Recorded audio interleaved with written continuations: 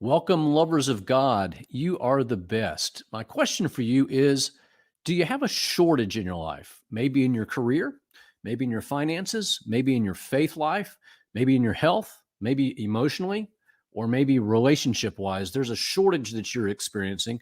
This Bible study is for you because this Bible study will help you discover in the Gospel of John how Jesus converts shortages into an abundance. And even better, you're going to learn something really cool about the Gospel of John that very, very, very few people know. You're going to be on the inside on the Gospel of John. I'm Alan Hunt. I'm your guide to the spiritual riches, the depths, and the beauty of Scripture and how it can change your life. Scripture, when I began to really study this, opened me up and opened up my world in ways that nothing else could. And I'm excited to share that with you. So that you can experience that in your own life as well. Because what you'll find is that every time you study the Bible, you grow one step closer to God. So let's jump in and take a look at what's your shortage. And the passage tonight comes from John chapter 2, verses 1 through 11, the Gospel of John. And the Gospel of John has this marvelous story in it about Jesus when he goes to a wedding in a place called Cana in Galilee. And it says, on the third day, there was a marriage at Cana in Galilee, and the mother of Jesus was there. Jesus also was invited to the marriage with his disciples. When the wine failed, the mother of Jesus said to him, "They have no wine." And Jesus said to her, "O woman, what have you to do with me? My hour has not yet come." His mother said to the servants, "Do whatever he tells you." So before we read the rest of the story, notice a couple of things. One, Jesus is at this wedding. He's with his mom, Mary. And a wedding feast in those days typically lasted about a week because obviously you weren't just going to drive up in a car on an interstate, but it took some effort to get to a wedding. And so it would be a week-long celebration, a week-long gathering of folks, almost like a big family reunion as folks would come. And over the course of that week, the wine runs out. And that is a source of considerable embarrassment, mucho embarrassment to the wedding party, is that they don't have the resources or they don't have the supplies or the groceries to really entertain this great crowd. So the wine runs out and Mary notices. And A, she decides to do something about it. She wants to intervene. And B, she immediately knows where to go. She goes to Jesus. Now, 6 stone jars were standing there for the Jewish rites of purification, each holding 20 or 30 gallons. Jesus said to them, "Fill the jars with water," and they filled them up to the brim. He said to them, "Now draw some out and take it to the steward of the feast." So they took it. When the steward of the feast tasted the water, now become wine, and didn't know where it came from, though the servants who had drawn the water knew, the steward of the feast called the bridegroom to him and said, "Every man serves the good wine first, and when men have drunk freely, then the poor wine. But you have kept the good wine until now."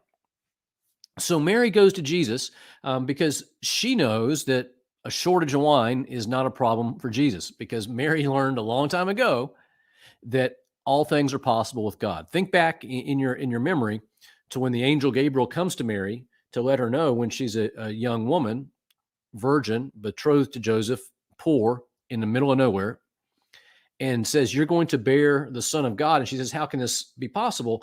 And the angel says, "The Holy Spirit's going to overshadow you." And she says, "May it be with me as according to your word." And she says, all things are possible with God. Nothing is impossible with God. And now she's raised Jesus. He's now an adult. He's at this wedding with her. And she's fully aware that Jesus, impossible, is not in his vocabulary. So she goes to him and she goes to the servants and says, "Do whatever Jesus tells you." And Jesus is like, I don't know if this is what I'm supposed to really intervene. And he tells the servants, "Okay, there's these 6 stone jars full of water. Fill them up with water. They hold 20, 30 gallons. So let's call it 25 gallons each, 150 gallons. So they do that. And then Jesus says, "Now taste it." And it turns out that it's Gallo's finest. Good stuff. It's the best stuff. And so the steward, the caterer of the wedding feast for the week says, to the bridegroom and to the bridal party, what are you doing? You save the best wine for last. Usually people serve the best wine first, and then people's taste buds have gotten used to it and they're a little drunk, and so then you give them the poorer wine later because they don't really notice it. But you're saving the best wine for last. You save the best for last. Then you get this marvelous verse, and this is what we're going to zero in on.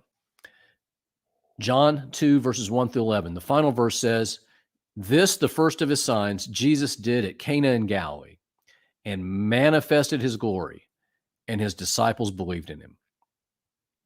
Now, that's really, really, really rich verse right there. Notice several things. Number one, this, the turning of the water into wine, the first of his signs. So John is giving you an indication there's going to be more signs to come. In fact, what we're going to see is that the whole Gospel of John is built around 7 signs that Jesus does. The 7 signs. That's the secret to understanding the Gospel of John, is realizing that he builds the whole Gospel around 7 signs. So the first one Jesus does at Cana in Galilee when he turns the water into wine at the wedding party. Why does he do the signs? The next thing that's there in the gold for you. They manifest his glory. Jesus performs signs not so that people will be awestruck or that they'll go tell about him or they'll go, "Ooh, Jesus is so cool." No. Jesus performs these signs. They manifest the glory of God. And then lastly, what happens as a result? The disciples believed in him because they see him. They see this happen. They don't know yet that there's going to be 7 signs that are going to go from the smallest. Really, this is the smallest, most insignificant one, turning 150 gallons of water into 150 gallons of a really, really, really good Cabernet. This is actually a small sign for Jesus, but it's the first one. And they don't realize that it's going to go all the way through until Jesus raises Lazarus from the dead, who's been in the tomb for 3 days. So the disciples come to believe. So what do you have? You have a major shortage going on here at the wedding feast. You got the week-long marriage celebration. The wine fails. Mary says to Jesus, they have no wine. So we got a shortage. We got a shortage of wine. And the crucial insight here is Mary knows who to go to. She goes to Jesus. She says to the servants, "Do whatever he tells you." Then Jesus solves the shortage. And in fact, what he does is he converts the shortage into an abundance. Again, 150 gallons of water become 150 gallons of really, really excellent wine. Do whatever he tells you. Mary intervenes. She goes to Jesus. Jesus does what Jesus does. He converts shortages into abundance, and the problem is solved, and everybody sees his glory. Okay? You've kept the good wine until now. So notice this. The first of his signs Jesus did at Cana in Galilee and manifested his glory, and his disciples believed in him. So this is the first one of the 7 that are going to come. So in John 2, the very first thing Jesus does as an adult in the gospel here is he converts the water into wine into an abundance.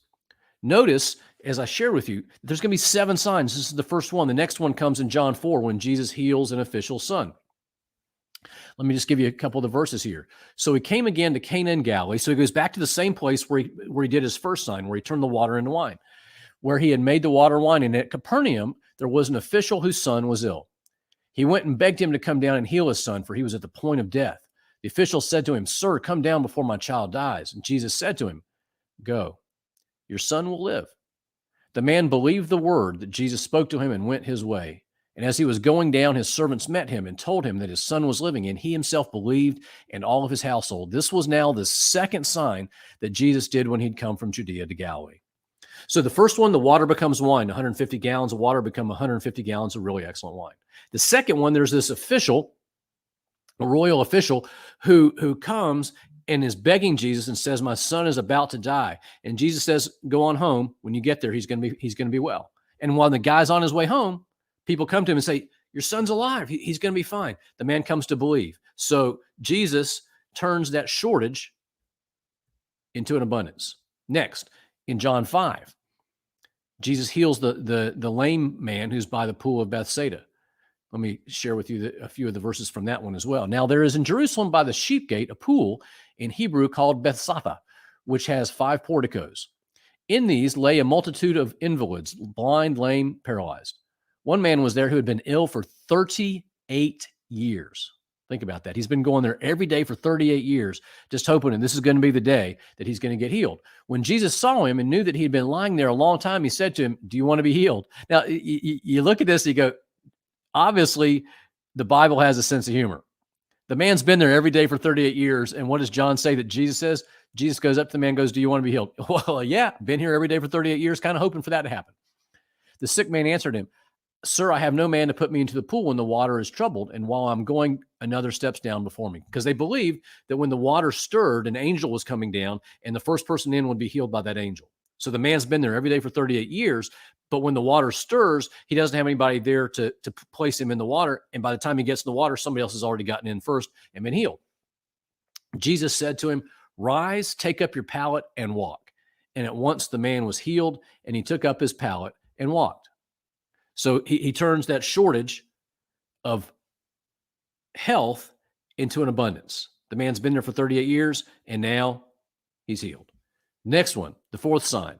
Jesus feeds 5,000 people. You know this famous passage. Jesus took the loaves, and when he had given thanks, he distributed them to those who were seated.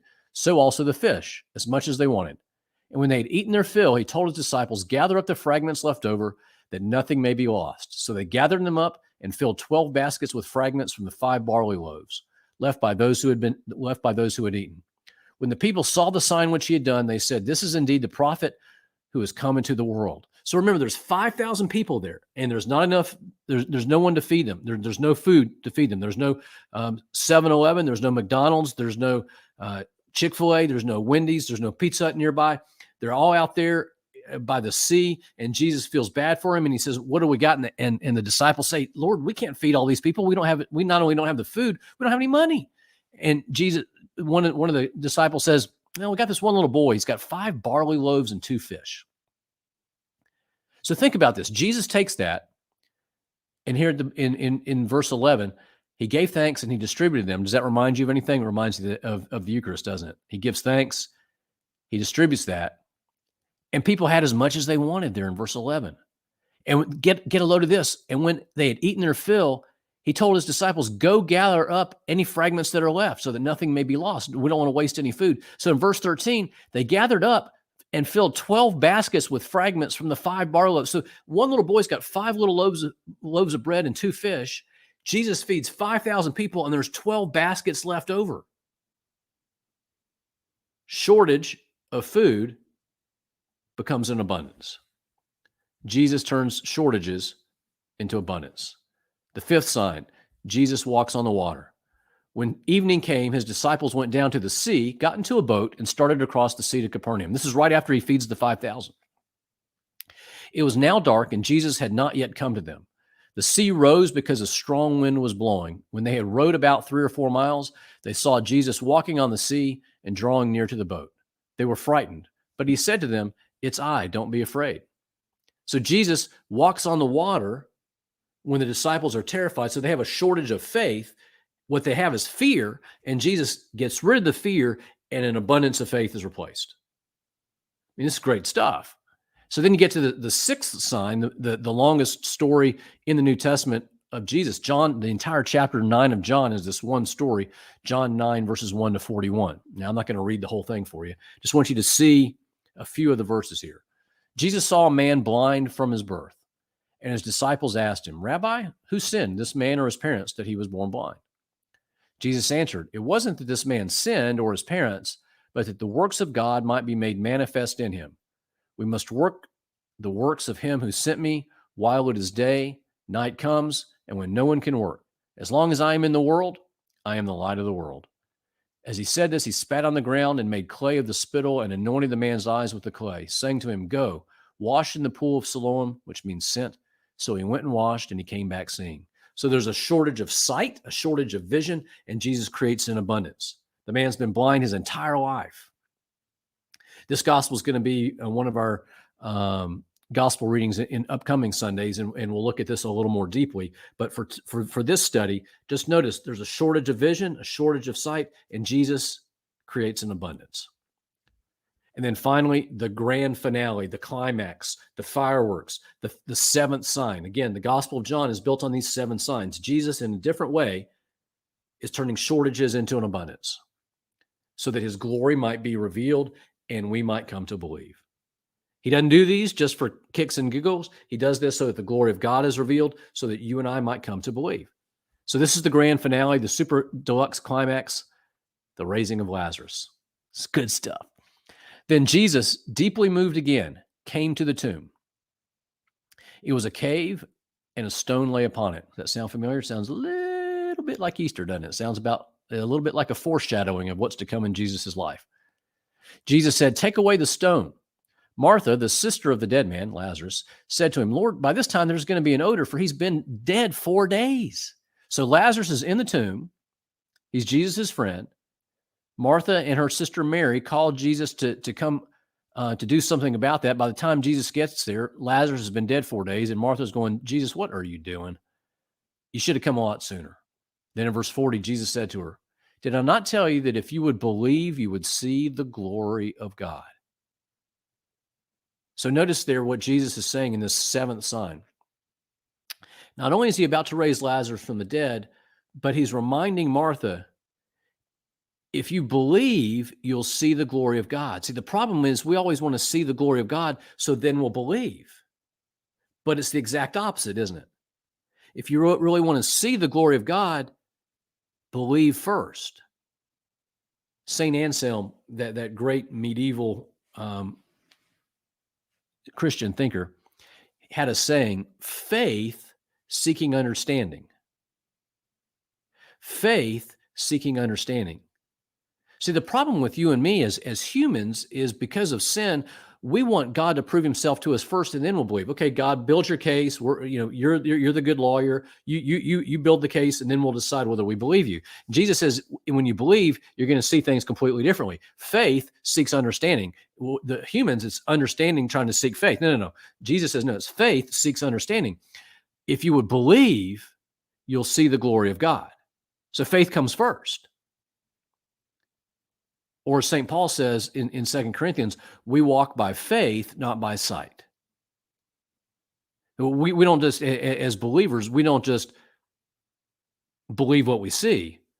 We walk by faith, and that helps us to see things differently, and it also helps us to see things that other people don't see. Faith seeking understanding, not understanding seeking faith. We walk by faith, not by sight. So they took away the stone back here in verse 41. And then in verse 43, when he had said this, he cried with a loud voice, "Lazarus, come out." The dead man came out, his hands and feet bound with bandages, and his face wrapped with a cloth. So before Jesus is going into Jerusalem to be arrested, convicted, and killed, and then raised from the dead, before that happens, he goes outside of Jerusalem in a little village called Bethany, and he raises his dear friend Lazarus, who's been dead for 4 days, in the tomb for 3 days. He rolls the stone away, and he raises Lazarus out. So if Jesus can do that, how much easier is it to believe on Easter morning? So think about these 7 signs in the Gospel of John. Jesus turns the water into wine. So he takes the shortage of wine and turns it into an abundance. Then the desperate official comes, his son needs to be healed. There's a shortage of hope, and Jesus turns it into an abundance of hope. When you walk home, your son's going to be fine. Then he goes to the man who's paralyzed, and he's at the pool for 38 years. There's a shortage of health. Jesus brings an abundance of health. Then there's 5,000 people. There's a shortage of food. Jesus solves it, and there's 12 baskets left over, abundance. Then there's a storm, and the disciples have a shortage of faith. They're overwhelmed by fear, and Jesus walks to them on the water and dispels the fear, and they believe. The shortage of faith becomes an abundance. Then there's the man born blind, John 9, verses 1 through 41. Jesus heals. There was a shortage of sight, and now there's an abundance. And then finally, there's a shortage of life itself. Lazarus, his dear friend, is dead. And Jesus goes to the tomb, and he says, "Lazarus, come out." And he raises Lazarus from the dead. There's a shortage of life, and Jesus turns it into an abundance. Do you get it? With Jesus, shortages become abundances. So this is the great truth of this gospel reading, John 2, 1 through 11. First of all, nothing is impossible with God. Mary understands that. She understood that when Gabriel gave her the news that she was going to be the mother of God. And so when there's a shortage of wine, her natural tendency is, well, let's go to Jesus. because she knows the second great truth, which is that Jesus converts shortages into abundance. So is there a shortage in your life, an area of your life that's dry and parched, relationship wise, emotionally, spiritually, and faith wise, job wise, hope wise, family wise, financial wise? What's your shortage?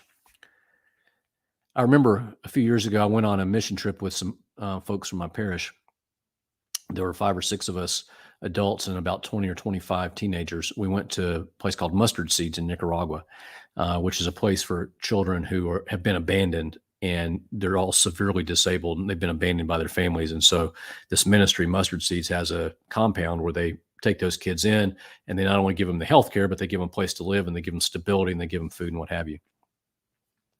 And the disabilities there range from completely incapacitated to just unable to speak, or Down syndrome, or what have you. And I remember being there, and you're in in Nicaragua, you're in the second poorest country in the Western Hemisphere. So this is not a place of great material abundance. And you have kids who are poor, vulnerable, and cast aside. So you have the lowest members of the Nicaraguan society, which is already the second poorest country in the Western Hemisphere. So this is not a place. This is not the Taj Mahal. This is not Cabo. This is not Cancun. These kids live on this compound, and once a week, a priest comes and he celebrates Mass with them. And so we were there, the volunteers and our teenagers, and the 30 or 40 residents of the Mustard Seeds community there. And at the end of the Mass, the priest leads a Eucharistic procession around the chapel, and the kids, each disabled in his or her own way, get in a line behind the priest, and they follow the Eucharist, and they do their procession around that chapel. And at the back of the line that day was a young man named Juan, who's been at Mustard Seeds for probably 20 years now. Nobody knows anything about his family. Nobody knows anything about his origins. He's unable to speak, and he has Down syndrome. And he was the last one in the line that day, and he had a huge bell that he was carrying. And as we were doing that Eucharistic procession, Juan, in his own marvelous, joy-filled way, is ringing that bell with more gusto than you could ever possibly imagine. It was as if Jesus had just returned into the world. And Juan is ringing that bell and rejoicing and exulting and exalting Jesus with such a joy that for just a moment there, as we walked around that little small chapel in the Mustard Seeds compound in Nicaragua, for just a moment there, I thought that we were on the stairway to heaven. Because the world would look at Juan as the supreme example of shortage. Here's a young man who has Down syndrome, who's been abandoned by his family on the streets of the second poorest country in the Western Hemisphere, who's unable to speak. But through the Eucharist and through Jesus, Juan has an abundance of joy. Shortage becomes abundance with Jesus. So the two questions I'd like you to discuss, if you're watching this as a small group in a home or in a parish, do this together and learn from each other. If you're doing this study on your own, keep a little journal each time you do Monday Night Bible, and reflect this week on these two questions in your own life. Number one, what's your shortage? In what area of your life are you experiencing a shortage? And be honest. And then secondly, how might you offer that shortage up to Jesus in expectation of abundance? What might you be able to do to offer that to him and say, Jesus, just as you did these 7 times, from something as simple as turning water into wine and something as powerful as turning the dead Lazarus into living, walking, breathing Lazarus once again. You raise the dead and you turn water into wine and everything in between, the Gospel of John. Lord, help me to experience abundance in this area of my life. I don't know how you're going to do it, but I have faith seeking understanding. I know you can, and I know you will. Faith seeking understanding. We walk by faith and not by sight. I do. If you believe, you'll see the glory of God, Jesus says. So think about in your life how you might offer that shortage to Jesus with an expectation of abundance. As you do that, I wish you all good things, and always remember, I love you, and there's nothing you can do about it. God bless you.